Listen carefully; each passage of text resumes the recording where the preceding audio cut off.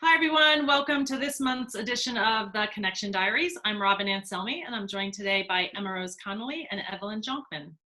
Hi, you two. Last month, we talked about mental health and well-being. We're going to take another spin on that topic today, but really focusing in on burnout.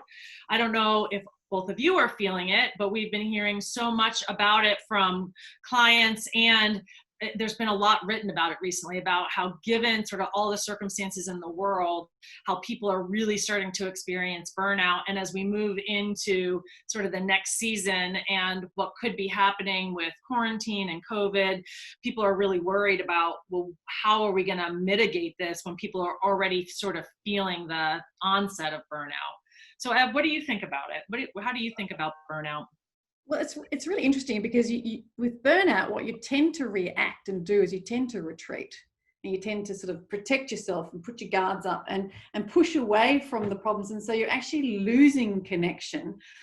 And interestingly, if you think about the science, it actually says that the more connection you have, the more you connect with people, the more you're able to discuss it, the more you lean into it, the more likely you begin to feel I've got empathy around. It's not just my problem. It's actually a shared problem. It's actually normal. It's okay to talk about it. And so it's interesting how, our reactions to this, but actually the way to actually treat it is actually to come in and talk to people. What are you seeing, Emma Rose? Yeah, I mean, I think that given how isolated we all are right now, it's really easy to get in our own heads about that we're the only ones feeling the way that we're feeling. And we're under extremely strange circumstances, everyone.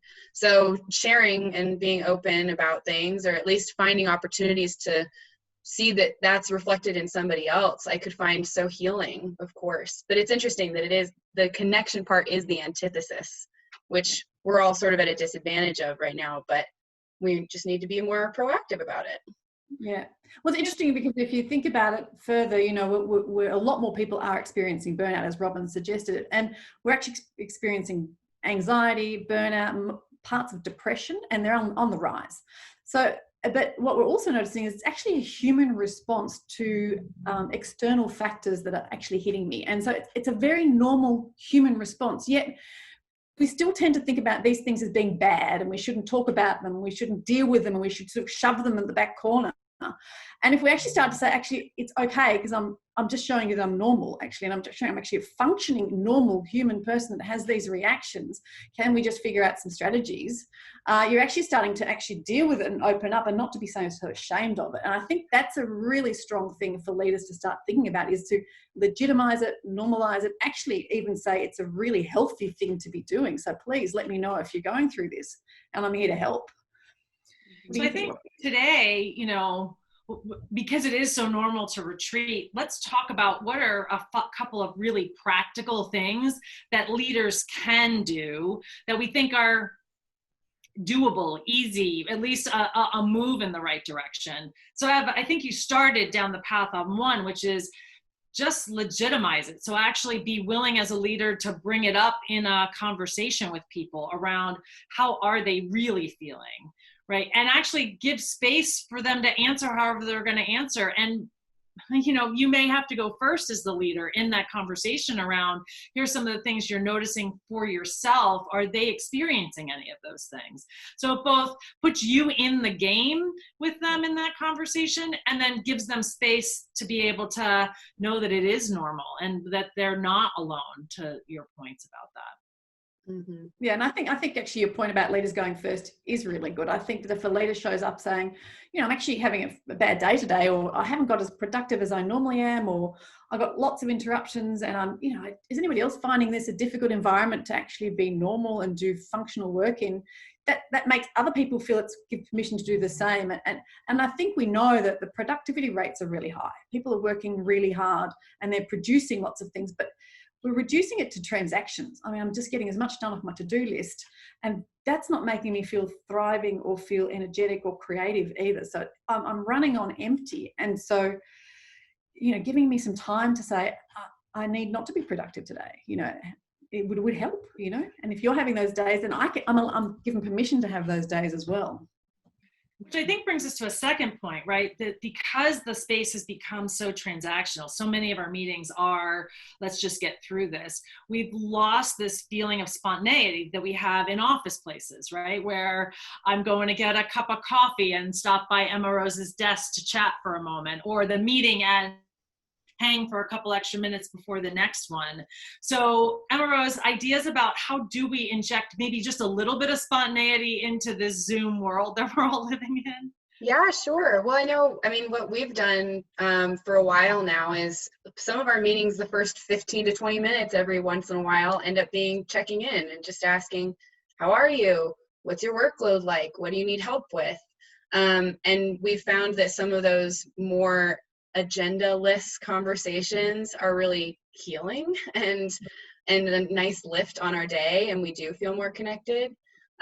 We also have a colleague who he will, when he's just doing email or working on whatever that's a little bit less intense, he can post in Teams, hey, I'm going to be on this call. If you want to just pop in and say hello and have a chat, let me know. So you're kind of getting that water cooler-esque sort of opportunity to chat. Things like that I think are great, and trying to be proactive about it too. I think so often we expect in that, you know, not legitimized space to be saved from our loneliness or from our fear of being found out that we're not doing so well. But maybe just reaching out to maybe the person that you're the closest with on your team and checking in, things like that, you know, just not assuming that you're alone, I think is important. Our last tip, some of you have probably heard us say before, we think is a really simple one, and we find so many people don't do it, but try a walking meeting. Ev, you want to say a little bit about why we think a walking meeting is such a rational idea? Not irrational. Well, because it actually changes your environment. And we know when you change your environment, you're likely to actually be changing the brain waves of your head. So you're starting to see different things and think differently. Also, just generally getting fresh air is really good for you and healthy. Also, just changing, you know, the way you move your body. So all these things contribute to changing the dynamics of how you are. And I don't know about you, but I sit at the screen far too often and my eyes hurt by the end of the day. So actually having a walking meeting on the phone, it just feels different. It feels like, oh, I'm back to the old world again. And it just helps you think differently. And it doesn't matter that I'm walking in Richmond, Virginia, and Emma Rose is walking in Boulder, Colorado, right? So, or I'm in Amsterdam. Right. And we think there's a theme that runs through all of this, and we have some ideas about that as well. Yeah, so we like to preach the value of presence all the time. We think it underlies everything in how we operate in our life and also on our teams in our business world. So we think that you should probably think about maybe prioritizing that. And we have a full library of presence practices, just 10 to 15 minutes of taking a moment, checking in with yourself. How do I feel today? How can I name that? What's the experience in my body? And some of that can just, number one, give you a place to stand from which to communicate with other people what you need, but also maybe presence is you to what you might need to give yourself that day. We invite you to check that out, and we'll link it below here, and maybe try it out with your team. Maybe set up a 15-minute slot on the calendar and put it on your Zoom and see how you like it. So thanks everybody for joining us for this month's Connection Diary, and we look forward to seeing you again next month. Stay safe, wash your hands.